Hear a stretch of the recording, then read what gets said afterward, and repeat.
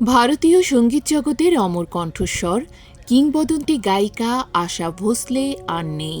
৯২ বছর বয়সে তিনি পৃথিবীর মায়া ত্যাগ করেছেন। মুম্বাইয়ে একটি হাসপাতালে চিকিৎসাধীন অবস্থায় তার মৃত্যু হয়েছে, এমন তথ্যই নিশ্চিত করেছে এনডিটিভি সহ ভারতের বেশ কিছু গণমাধ্যম। এর আগে হৃদরোগে আক্রান্ত হলে আশা ভোসলেকে মুম্বাইয়ের একটি বেসরকারি হাসপাতালে ভর্তি করা হয়েছিল।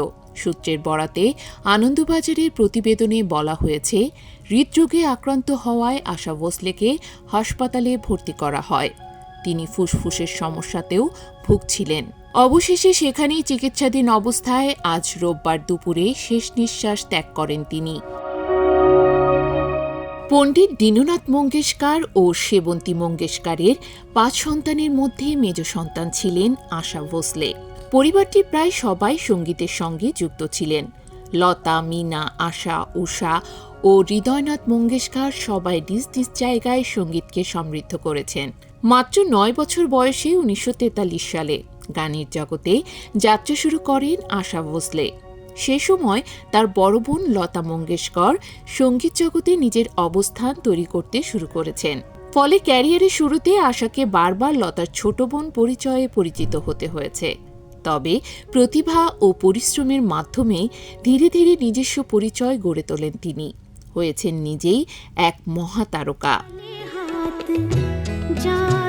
প্রায় ৮ দশকের কর্মজীবনে বিভিন্ন ভারতীয় চলচ্চিত্র ও অ্যালবামের জন্য অসংখ্য গান রেকর্ড করেছেন কিংবদন্তি এই গায়িকা। তার ঝুলিতে রয়েছে অসংখ্য পুরস্কার। তিনি দাদাসাহেব ফালকে পুরস্কারে সম্মানিত হয়েছেন। ২০০৮ সালে পেয়েছেন পদ্মভূষণ।